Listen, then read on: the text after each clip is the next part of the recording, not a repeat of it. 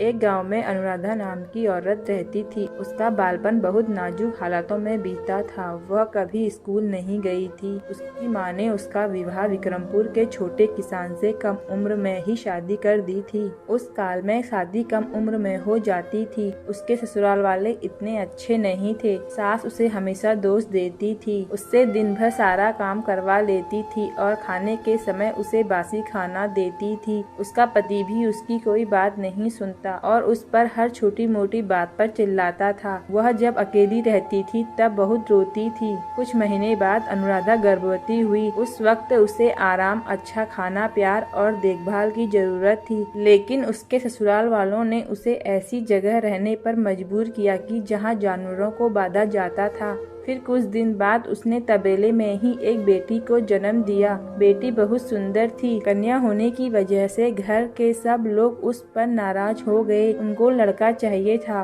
और हो गई लड़की। इसमें अनुराधा का क्या कसूर था? अनुराधा की सास उसे कहने लगी कि हमें तो लड़का चाहिए था, पर जो किस्मत में नहीं था वह कैसे मिलेगा। अनुराधा को पौष्टिक खाना तो दूर, उसे रोज खाना भी नहीं मिलता था। फिर भला वह अपनी बच्ची को दूध कैसे पिलाती? भूख से व्याकुल होकर अनुराधा को चक्कर आने लगे। एक दिन अनुराधा उसकी लड़की को लेकर उसके मायके पहुंची और उसने उसके साथ हुए सारे अत्याचार अपने माता पिता को बताए, पर उसके माता पिता ने उसे अपने साथ रखने से इनकार कर दिया। उसके माता पिता उसे फिर से ससुराल जाने के लिए कहने लगे। अनुराधा की माँ ने उसे कहा कि अब तेरा मायका तेरा नहीं रहा, अब तेरा ससुराल ही तेरा घर है, तू ससुराल जा।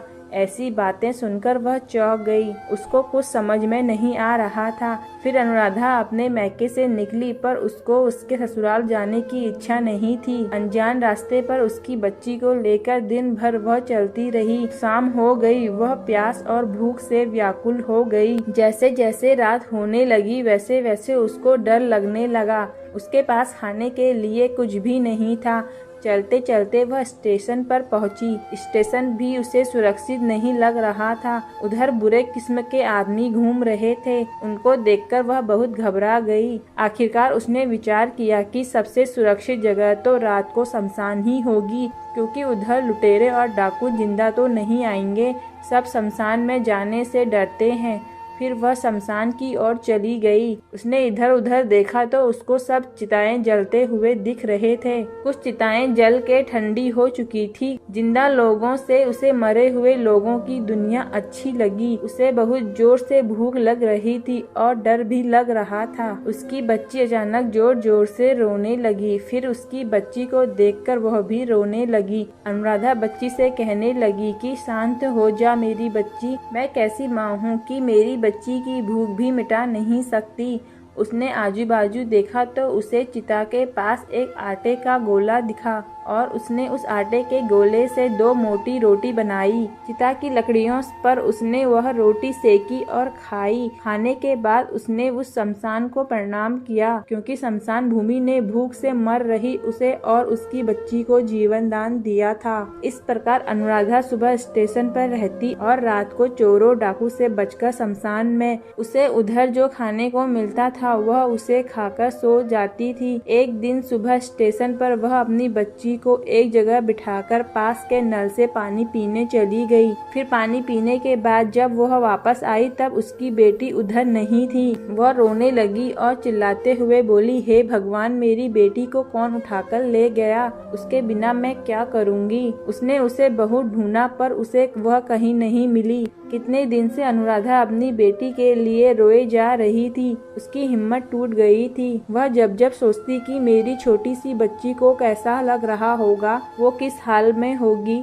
ऐसी बातें सोचकर उसका मन बैठ जाता। एक दिन उसने देखा कि 4-5 बच्चे स्टेशन पर भीख मांग रहे थे। वह सब अनाथ थे। उनका आगे पीछे ख्याल रखने वाला कोई नहीं था। अनुराधा को उन अनाथ बच्चों में अपनी बेटी दिखाई देने लगी। उसकी बच्ची की याद मिटाने के लिए उसने उन बच्चों को अपने पास बुलाया और उनको अपने बच्चे की तरह प्यार करने लगी। स्टेशन पर भीख मांगकर खाना खिलाने लगी और उनका ख्याल रखने लगी। वह सब बच्चे उसे माँ कहने लगे। सब बच्चे अनुराधा के आसपास रहने लगे। धीरे धीरे अनुराधा के पास 10-12 बच्चे रहने लगे। अब वह सब बच्चों की माँ बन गई थी। बच्चों की संख्या बढ़ने के कारण वह छोटे स्टेशन पर भीख मांगकर गुजारा करना कठिन हो रहा था। अनुराधा सब बच्चों को लेकर बड़े शहर को चली गई। उधर कई लोगों ने उसको देखा और जाना कि कैसे अनुराधा अनाथ बच्चों की सेवा करती है। लोगों ने उसके काम की तारीफ की।